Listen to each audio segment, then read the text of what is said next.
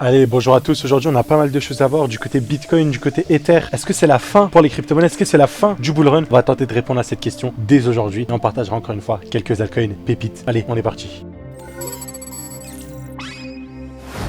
Bon, commençons par notre ami BTC, c'est ultra intéressant ce qu'il nous a produit et on va parler aussi d'Ethereum, c'est ultra intéressant ce qui est en train de se configurer. Avant tout, n'oubliez pas, abonnez-vous, des vidéos tous les jours, elles sortent à 6h30 le matin, sauf en cas de mauvaise gestion de logistique, de montage, etc., quand j'envoie au monteur, au mini maker, etc. Mais en règle générale, normalement c'est à 6h30. Donc avec votre petit café, vous pouvez regarder la petite vidéo, voilà, c'est plutôt agréable et ça vous fait des petites updates. En tout cas, il y en a beaucoup qui m'ont dit qu'ils regardaient la petite émission, entre guillemets, enfin la vidéo du jour, avec le petit café. Donc déjà, merci à vous. Et on va pouvoir commencer. Donc sur BTC, honnêtement, là, on est sur du 4 heures. Voilà, on peut pas aller sur énormément de time frame. C'est assez simple. Moi, j'identifie toutes les demans qui font réagir le prix. Et vous verrez que c'est assez simple. Donc là, on avait une demand ici qui a fait réagir le prix. Celle-ci a été transpercée. Maintenant, on est dans la prochaine demand qu'on est en train de travailler. Donc la zone, ok, à l'origine du dernier pump. Ces zones-là vont faire réagir le prix. Comme on le voit ici, c'est des règles de base de l'ASM. Par contre, vous voyez que la structure ici, dès à présent, elle est baissière, avec un high et un low à ce niveau-là, et un nouveau high ici, et là on est en train de créer un point bas. Donc techniquement le COS est très très haut. Ok, on va essayer de voir ce qui s'est produit, parce que hier on avait quelque chose d'assez positif sur BTC, on aurait pu avoir une reprise. Pourquoi? Parce que sur BTC on était en train d'attaquer ces niveaux-là, on est en train de casser, mais on a eu exactement ce qu'on appelle du coup une prise de liquidité, hop, donc création de liquidité, et en fait c'était une simple prise de liquidité. Tout simplement. En fait, on a eu un espèce de COS, ok, ce high là on aurait pu le considérer. Donc on se dit que la structure est haussière. Pour l'instant, la structure reste haussière. Donc on casse le high là, on retrace, on respecte l'imbalance, on revient, enfin bref, vous avez capté. On fait un plus haut et dès à présent, boum, dès la cassure de ce niveau là, on s'inverse au niveau de la structure. Ok. Et c'était ultra intéressant, c'est que ce high là est venu chercher énormément de liquidité, ok, jusqu'à ces niveaux là, avec une simple mèche. Comme quoi, il y avait pas mal de shorters, donc qu'on a liquidé avant d'enclencher un mouvement baissier. Sauf que sur Bitcoin, vous voyez, on est à 93 000. Donc, je suis obligé d'aller sur du 4 heures pour observer la moindre chose. Donc, c'est pour ça qu'il faut prendre avec des pincettes. Okay, et surtout, c'est que globalement, en fait, si on retourne sur du daily, on est toujours très haussier. On a beaucoup de déséquilibre à ce niveau-là qu'on viendra combler tôt ou tard. Mais pour ma part, j'ai l'impression qu'on est dans une phase un peu... donc voilà, on ralentit, léger retracement avant de potentiellement continuer l'explosion. Okay, ces gaps-là sont souvent recherchés un peu plus tard. Si vous voulez, on est un peu comme dans des phases comme celle-ci, ok, où on commence, on retrace un peu, tout simplement, avant de recontinuer l'explosion. On réaccumule un tout petit peu. Et en fait, ces gros gaps qui sont laissés sont retracés par la suite. Donc si jamais le pump n'est pas terminé, ça devrait être retracé par la suite.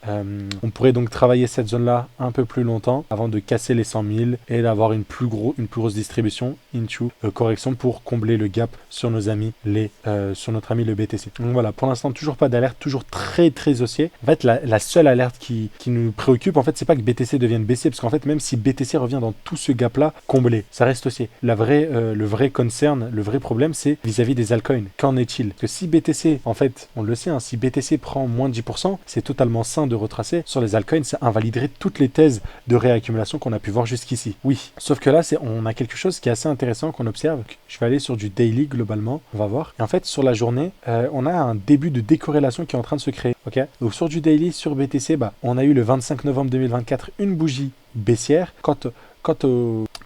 Quant à Ethereum, c'est une bougie haussière le 25 novembre. Et ça, on peut le regarder sur beaucoup d'altcoins. Alors, on va regarder le cas de Tao pour voir la bougie du jour. La bougie du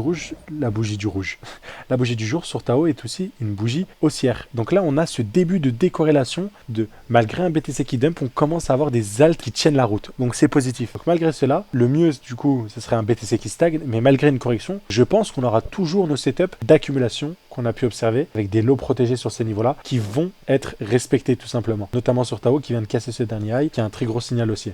Voilà. Donc, sur notre ami BTC à suivre, pour ma part, ce qu'il faut suivre de très près globalement, c'est ça. C'est cette demand là et les FVG. Et globalement, le feu de l'action se passera sur du 45 minutes. Mais vous le voyez, même là, on a vraiment pas de structure, pas de range, pas quoi que ce soit. C'est vraiment très directionnel. Ça monte, ça descend. On n'a pas vraiment de trucs très très très jolis. En tout cas, ce qu'on voit, c'est qu'on réagit sur pas mal de demand. Donc, on vient chercher. Et pour l'instant, ça a réagi. Donc, est-ce que cette demand sera suffisante? À voir. Pour l'instant, pas encore de signe. Et franchement, le signe est à ce niveau-là. Par contre, si on peut aller sur Ethereum, hein, on a fait le point Bitcoin, il n'y a pas grand-chose à rajouter. Réaction du prix ici. Et en attente de la cassure de ce niveau-là.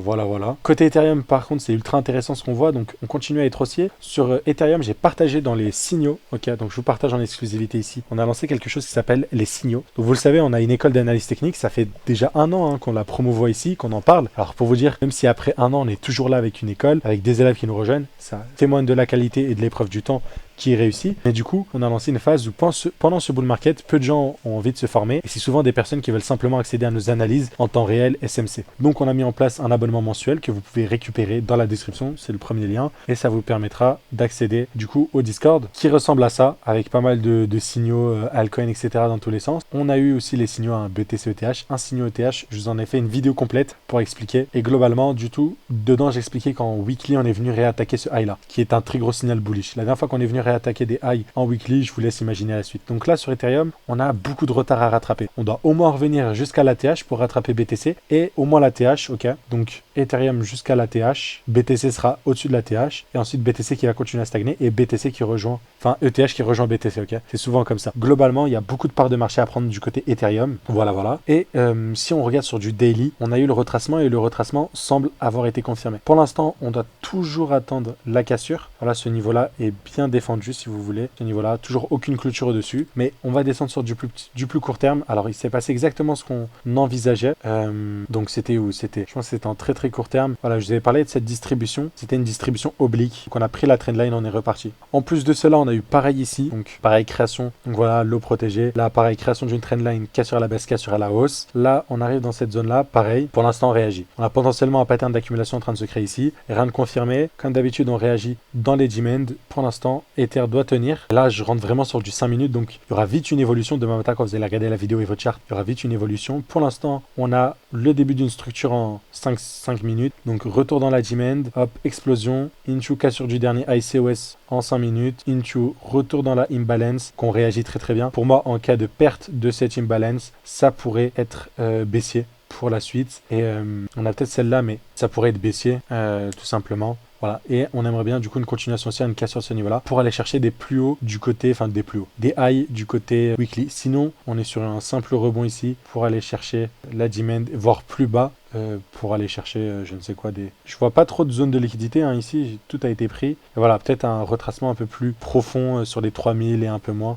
Voilà, voire même ces niveaux-là qu'on a pu laisser à 3031. Voilà, ce cluster là quoi, c'est possible qu'on revienne jusqu'à ces niveaux là qui ressemblent un peu pas mal à des U. Après je vous rappelle on est sur des zones où en fait on a des accumulations un peu obliques, création d'une trendline cassure à la baisse, cassure à la hausse quoi, et on a des EQL qui sont insignifiants, on a souvent ça sur Ether, donc voilà. Et du coup sur notre ami Ethereum, potentielle réaction dès à présent, on verra ça demain matin, mais voilà, toujours tourner pour moi sur du très court terme, tourner vers le haut tout simplement. Du coup, si Bitcoin continue son mouvement correctif, on doit avoir vraiment toujours cette dominance qui continue à réduire. Et là, on a exactement ce qu'il nous faut. Là, pour moi, le plus gros signal bullish, honnêtement, c'est que là, on a réagi sur la EVG et on est venu casser le dernier lot. Ça, pour moi, c'est un des signaux les plus bullish pour les altcoins qu'on ait eu depuis bien longtemps. Vraiment une structure baissière qui est prononcée et respectée. Il va falloir continuer. Alors là, on a déjà eu, voilà, sur du daily, on a cassé ce niveau-là en plus de celui-là. Donc, sur du daily, il va falloir continuer à venir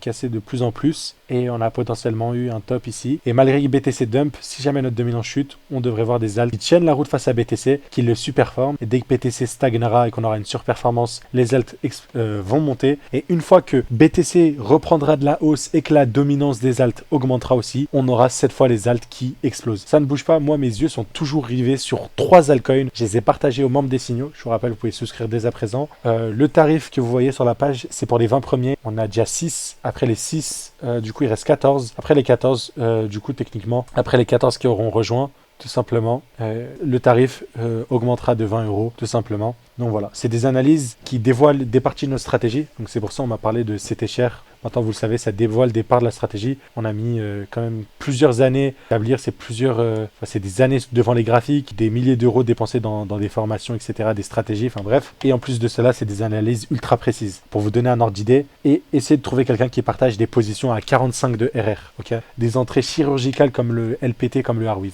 Voilà. Bref, je vous disais ça dans les signaux, j'ai partagé Tao, toujours intéressant à accumuler. En daily, on vient de casser ce high là, vous avez vu. Donc structure daily qui reprend la hausse, tout simplement. On devrait attaquer ce niveau-là, voire beaucoup plus haut. Et comme d'hab, aller faire un nouveau ATH et partir en découverte de prix. Ça, c'est pour Tao, les amis. Pour LPT, c'est pareil. Gros signal daily, cassure à ce niveau-là. Et je crois que même sur du weekly, sur du weekly, toujours pas. Le niveau est là, mais sur du daily, gros signal envoyé. Et pareil du côté Arweave. Donc, si on revient du côté ARUSD, tout simplement. Donc là, hop, On est en train de travailler cette zone-là côté Arweave. On est toujours dans une très très belle zone vers les 20$ et sous les 20$, c'est ultra intéressant. Mais sur du daily, on a une structure qui est haussière établie. Vous pouvez cacher votre stop loss là, on est sur des retracements qui sont sains. Et même sur du weekly, on est venu casser le dernier high qui en fait se trouvait à ce niveau-là en weekly, donc reprise de la structure haussière. La dernière fois qu'on a eu une cassure d'un high en weekly, je peux vous le dire, c'était explosif. Donc pour moi, c'est les trois que j'accumule, que je regarde de proche, enfin de près, pardon. Il y a toujours des alts comme AKT, d'autres qui sont intéressants, mais Arweave, il est ultra intéressant avec LPT et Tao. Voilà. Ce sera tout pour aujourd'hui. J'espère que ça vous a plu. N'oubliez pas, ceux qui veulent toujours se former, rejoignez l'école. Ceux qui veulent simplement les analyses, rejoignez les signaux. Et voilà. N'oubliez pas, on se retrouve du coup demain à 6h30 pour une nouvelle vidéo. On verra. Pour moi, Ethereum semble tourner vers le haut. BTC, potentiellement peu bottom dans la G-Men, mais rien ne le confirme encore. Voilà. Faudra suivre ça de très près, mais on est peut-être dans les derniers instants avant une explosion colossale des crypto-monnaies. Voilà. Allez, très bonne journée.